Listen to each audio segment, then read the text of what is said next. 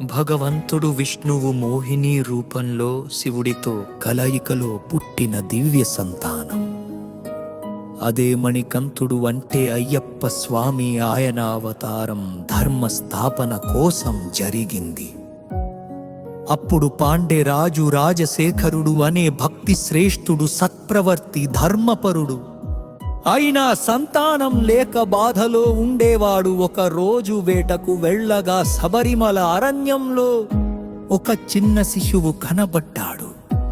మెడలో రత్నమణి మెరిసిపోతూ ఉంది.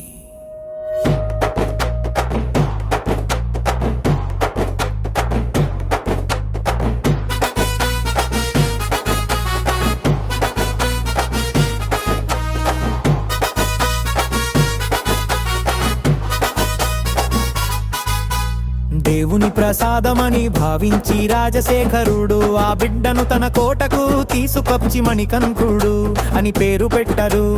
ఆ బిడ్డ చిన్నప్పటి నుంచే ధైర్యవంతుడు, ప్రాణవంతుడు, ధర్మపరుడు.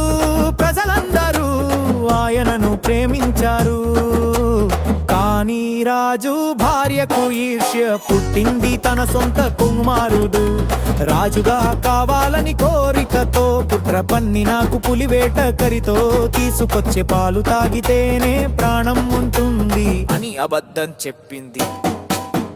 రాజశేఖరుడు అయోమయంలో ఉన్న మణికంఠుడు చిరునవ్వుతో, తల్లిని ప్రాణం కోసం నేను అడవికి వెళ్తాను అని చెప్పి బయలుదేరాడు. అడవిలో ఆయనకు మహిషి అనే రాక్షసురాలు ఎదురన్నే ఆమెకు వడం ఉండేది. శివుడు మరియు విష్ణువు కలయికలో పుట్టినవాడు.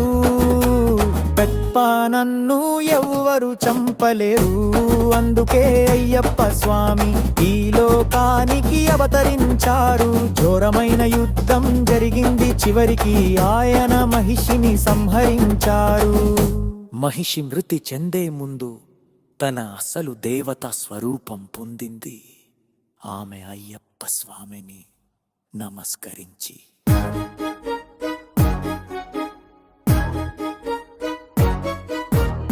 ప్రభు నన్ను వివాహం చేసుకోండి అని కోరింది.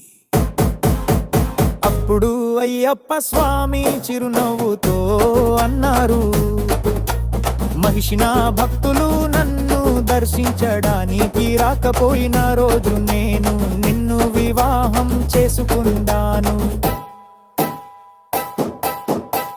కానీ జావత్ భక్తులు వస్తున్నంత కాలం నేను బ్రహ్మచారి అవతారంగా ఉంటాను.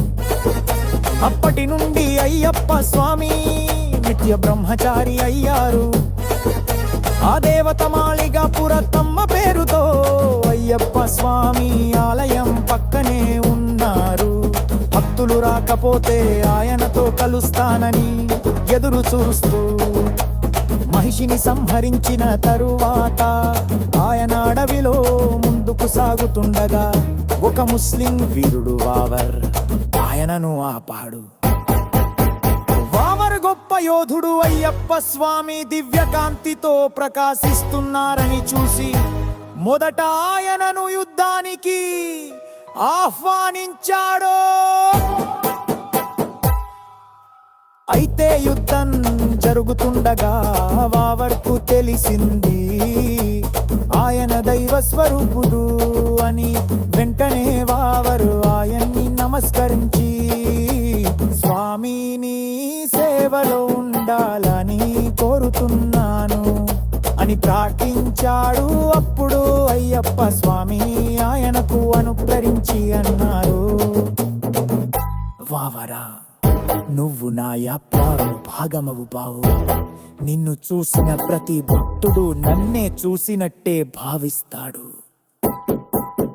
మహిషిని సంహరించిన తరువాత రాజశేఖరుడు ఆయనను తిరిగి రాజ్యంలోకి ఆహ్వానించాడు.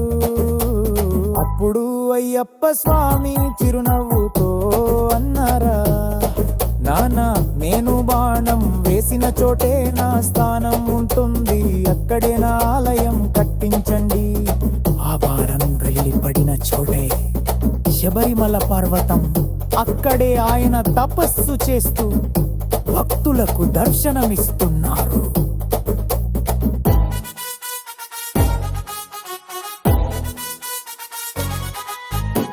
స్వామియే శరణం మలింట.